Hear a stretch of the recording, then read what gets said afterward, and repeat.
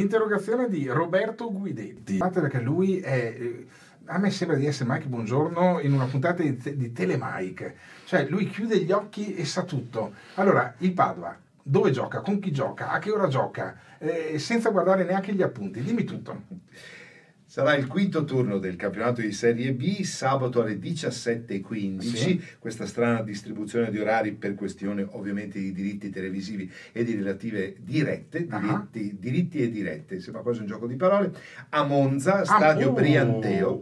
Essi contro una delle favorite, perché il Monza di fatto è tornato giù dalla Serie A e ha allestito una squadra molto forte. Sì. Questa partita Monza-Padova terminerà 1-1. Ma fammi sentire invece dove gioca ad esempio il Venezia. Il Venezia giocherà in casa, sempre al Penzo. Sono gli scherzetti di questi cosiddetti calendari asimmetrici che propongono magari l'abbinata fuori, l'abbinata